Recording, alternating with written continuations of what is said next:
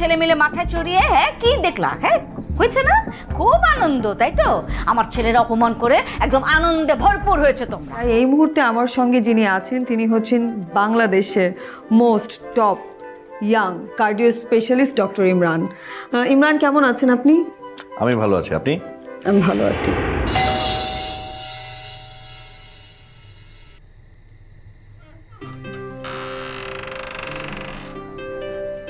আমার কাছে আসলে ছোটবেলা থেকেই ডাক্তাররা ছিল আমার কাছে সুপার হিরো, কারণ আমি টেলিভিশন বা অন্য কিছুতে না, বাস্তবে আমি দেখতে পাচ্ছি যে তারা মানুষকে বাঁচায়। সো মানুষ যখন বাঁচায় তখন আসলে তাদেরকে গডের সমতুল্য বলা যায়, বা আমার কাছে সুপার হিরো। যদিও ডাক্তারি পেশায় সুপার হিরোগিরি খুব একটা প্রকাশ পায় না বা দেখা যায় না, কিন্তু কিছুদিন আগে আমরা একটা খুব কঠিন সময় পার করেছি। সেই সময় আসলে বোঝা গিয়েছে যে ডাক্তাররা আসলে এই কঠিন সময়ে অগ্রজ যোদ্ধা হিসেবে কাজ করে সব সময় আমাদের মাঝে। তো সেই জায়গা থেকে ডাক্তাররা অলওয়েজ আমার কাছে সুপার হিরো, এবং আমি নিজে সেই পেশায় আসতে পেরে নিজেকে ধন্য মনে করি, এবং মানুষের সেবা করতে পারাটাও নিজেকে ধন্য মনে করি, এবং এটা এক ধরনের আত্মতৃপ্তি দেয় নিজেকে। আপনি? জি, আপনি এসে পড়ছেন। স্যার তো আপনার জন্য অপেক্ষা করছে। প্লিজ আসুন। আয় মা আয়, দেখ কে এসেছে কতদিন পরে। উনি এখানে কি করছেন? আসতে আমার জন্য আসেনি, তোর জন্য এসেছি সব কাজ ফেলে। তুই বসে কথা বল, আমি তোর জন্য কফি করে নিয়ে আসছি। আমার সাথে ওনার কি কাজ? এভাবে বলিস না। কিছু কাজ তো আছে। আমি কফি নিয়ে আসছি।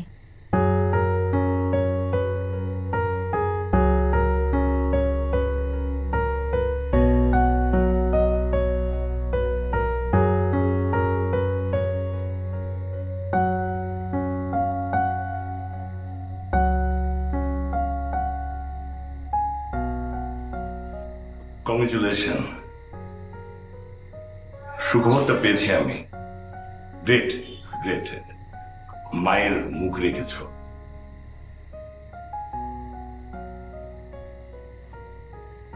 কি হলো, তুমি হাসছো যে? কিছু না। না না, আমি আসলে জানতে আগ্রহী কেন তুমি হাসছো। আসলে আমার মায়ের মুখ রাখার ব্যাপারটা আপনার কাছ থেকে শোনাটা একটা বড় কৌতুক মনে হলো। Good jokes ইন্ডিয়েট। স্যার, সচিব মধ্যে ফোন করছেন, খুব জরুরি। আমি এখন সবচেয়ে জরুরি কাজটা করছি। জি স্যার, পরে কথা হবে।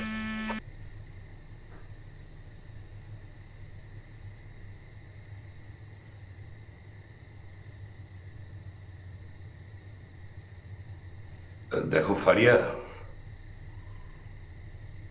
আমি জানি আমার উপর তোমার অনেক অনেক ক্ষোভ, মনের মধ্যে তোমার অনেক কষ্ট, আর কষ্ট থাকাটাও স্বাভাবিক। আমি যা করেছি, কিন্তু এখন তো তুমি বড় হয়েছ, এখন তো হয়তো তোমার বুঝতে পারার কথা কেন আমি এসব করলাম। কি বুঝতে পারো না? আপনি বুঝতে পারেন তো, নিজের জন্মদাতাকে চোখের সামনে রেখেও তাকে কোনোদিন বাবা বলে ডাকতে না পারার যন্ত্রণা কেমন হয় বুঝতে পারেন? এই নে মা তোর কফি, নে ধর। পারলে প্রশ্নটা নিজেকে করতেন, আমাকে না। কফিটা খেয়ে নিস। থ্যাঙ্কস মা। ফারিয়া, তোমার জন্য একটা জিনিস এনেছি। এই জামিল। Sir, sir please.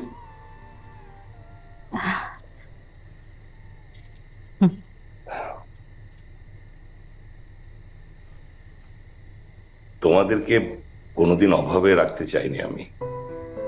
আর আমি যতদিন বেঁচে আছি এটা নিয়ে তোমাদের ভাবতেও হবে না। তুমি ডাক্তার হয়েছো, অনেক বড় একটা অর্জন, আর সে অর্জনের জন্য আমার ছোট্ট একটি উপহার। দেখি গিফটটা কি দিচ্ছি।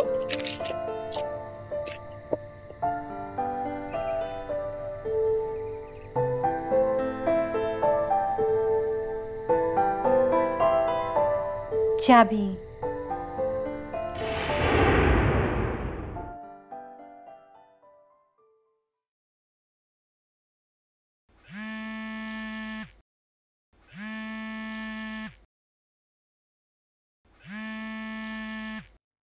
বল। বাবা তো রেডি, তুই কখন আসবি? আসবো না। আসবি না কেন? ইন্টারভিউ তো সে অনেকক্ষণ আগেই শেষ হয়েছে, সমস্যা কি? ইচ্ছে করছে না, আর ইচ্ছে না করলে কোথাও তো জোর করে যাওয়া উচিত না, তাই না বল? আর এমনিতেও ওই বাসায় গেলে ইমরানের চেহারা দেখতে হবে, আর আমি সেটা একদম চাই না, তাই যাব না।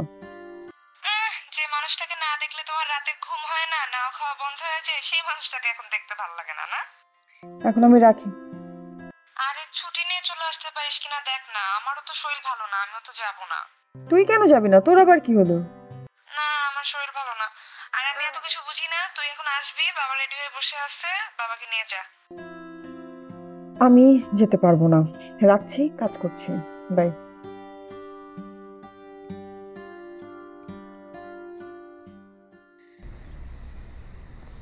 ছবিটা সুন্দর। Thank you. আমি না বিফ স্যান্ডউইচ অর্ডার করেছি, আপনি খান তো? হ্যাঁ, কেন না? হার্টের সার্জনদের কি খাওয়া নিষেধ? না না, অন্য অনেকের অনেক ধরনের সমস্যা থাকে তো, তাই। তা আপনার এই সমস্যা কতদিন ধরে, কনস্টিপেশনের? কনস্টিপেশনের? না, কিছু বলেন না। বলে ফেলেছেন ভাই আপনি, তাহলে কি বলতে পারেন এর কোন সমাধান আমার আপনার কাছে আছে? বেশি বেশি পানি খাবেন। জি। রাত 8টার পরে আর কিছু খাবেন না। আচ্ছা আচ্ছা আচ্ছা। পিকলু ভাই, আমি এখন বেরোবো। এই, আমি তো যাবো তোর সাথে। আমি একাই যাব। আরে এই সময় বাইকে এটা রিস্ক না? হ্যাঁ, রাতের রাস্তার অবস্থা খুব খারাপ। আপনি ওর লাইভ নিয়ে কিছু বলেছেন? আমার এখন এসব শোনার কোনো আগ্রহ নেই। আরে শোনো না নীলা, আজকের লাইভ দারুণ ফিডব্যাক পেয়েছি আমরা। তোমাকে অসংখ্য ধন্যবাদ যে এরকম একটা বোরিং লাইভকে, ইন্টারভিউকে তামিল মাসালা দিয়ে তামিল মুভি করে ফেলার জন্য। হ্যাঁ, দারুণ বলেছেন, দারুণ বলেছেন। ডাক্তার সাহেব, আমি ভাবছি এখন থেকে নীলাকে দিয়ে এইরকম দারুণ মশলাদার সিনেমা বানাবো। পিকলু ভাই, অফিসিয়াল লেটারটা কালই কিন্তু আমার চাই। কিসের লেটার? পেয়ে যাবে, কাল না হলে পরশু। কালকেই চাই পিকলু ভাই, বাই। কিসের মানে? ওকে চাকরি ছেড়ে দিচ্ছে? প্রমোশনের। ও ঠিক আছে, থ্যাংক ইউ। ডাক্তার শুনুন, একটা সেলফি। যা চলে গেল। ভাবলাম একটা ছবি তুলব।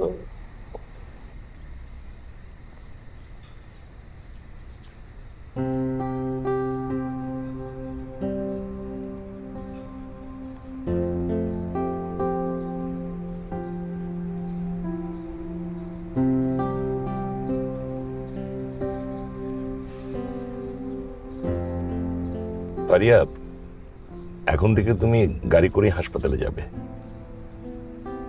এর কোনো দরকার? দরকার আছে, দরকার আছে। দেখো ফারিয়া, আমি দূরে থাকি বলে এটা ভেবো না যে তোমাদের কোনো খোঁজ খবর রাখি না। আমি তোমাদের সব খবরই রাখি, আর এতদিন তোমাদের কোনো ইচ্ছাই আমি পূরণ করতে পারিনি। এখন যখন একটু সুযোগ পেয়েছি, কিছুই ইচ্ছা অন্তত পূরণ করতে দাও, শান্তি পাবো।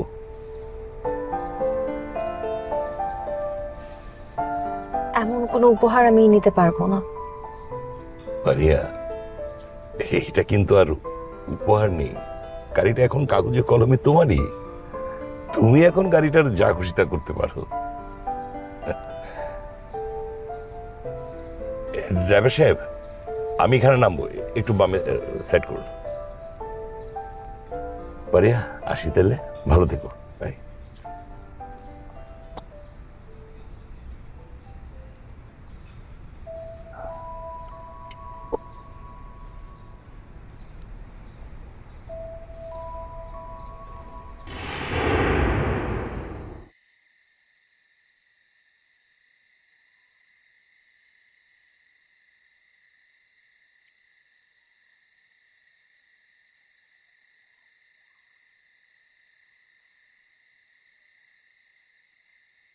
এই শুনছো?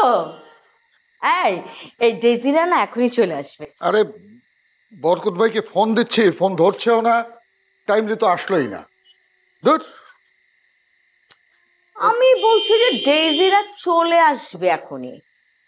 এখনই আসছে নাকি? হ্যাঁ। কি ব্যাপার, তুমি এত টেনশন করছো কেন? না, টেনশন করছি না।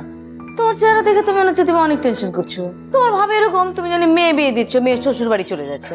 আরে ভাই, ছেলের বিয়ের কথা হচ্ছে, এত টেনশন করার কি আছে? থ্যাঙ্কস, খুব খুশি হয়েছি জানো তোমার ব্যাপারে। তুমি এই সময় বরকত ভাইদেরকে, নীলাদেরকে বলনি বলে। আমার না এরকম একটা অকেশন ওদের চেহারাটা দেখতে ইচ্ছা করছো না।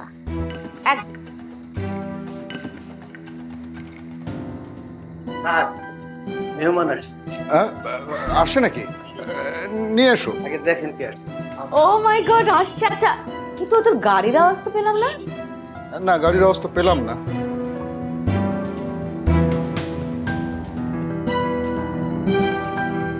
আরে বরকত ভাই, আসেন আসেন। হ্যাঁ, আসলে একটু দেরি হয়ে গেল, ফোন করছি বারবার পাচ্ছি না। বসেন বসেন। আমি তো জাভেদ ভাই বলেছিলাম আসতে, এই জন্য আসলাম। বলছিল নাকি? আমাকে তো বলেনি। বসেন বসেন। মিলাকে নিয়ে আসলেন না? মিলা বাসাতেই আছে, ও আসলে বলছে যে আমি একটু ঘুমাবো। ও আচ্ছা আচ্ছা, বসেন বসেন। আচ্ছা বসেন, এসছেন যে। আমি চা মিষ্টি পাঠিয়ে দিচ্ছি। না না ভাবি, মিষ্টি টিষ্টি কিচ্ছু খাবো না। এসছি বরকত ভাইয়ের সাথে একটু কথাবার্তা বলবো, আড্ডা মারবো, তারপর চলে যাবো।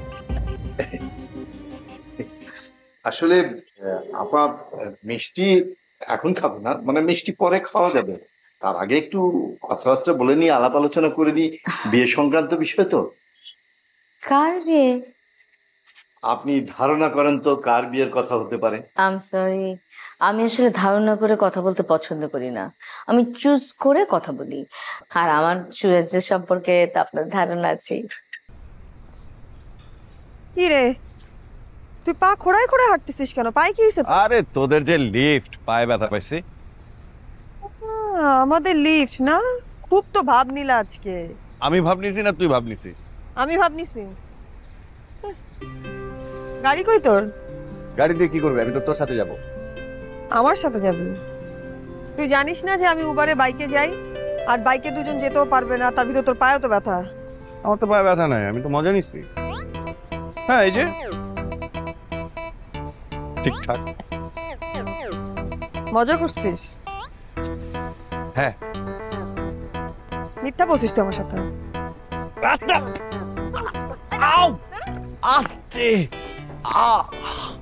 আবার নাটক? না না, সত্যি সত্যি এবারটা। ও, চাপাবাজি করিস না তো, চাপাবাজি করিস না। চাপাবাজি না, সত্যি সত্যি। দেখি। না না, দেখতে হবে না, আস্তে। আসলে ব্যথা পাইছিস? হ্যাঁ হ্যাঁ। কে বলছিল লাফালাফি করতে? হ্যাঁ, বয়স হয়েছে টের পাও না? না আরে কিসের বয়স হয়েছে? আমার তো বিয়ে হয়নি এখনো পর্যন্ত। তুই একটু এক কাজ কর, আমাকে একটু গাড়ি পর্যন্ত নিয়ে চল। হ্যাঁ, গাড়ি পর্যন্ত নিয়ে চল। যেতে পারবি এভাবে? আচ্ছা শোন, তাইলে আমি বাইক কল দিচ্ছি না, তুই আমাকে ড্রপ করবি, ঠিক আছে? হ্যাঁ। সাবধানে হাঁট। নিজে বলে ডাক্তার। ভালো বেশি খারাপ লাগছে নাকি? কষ্ট হচ্ছে? ঠিক আছে।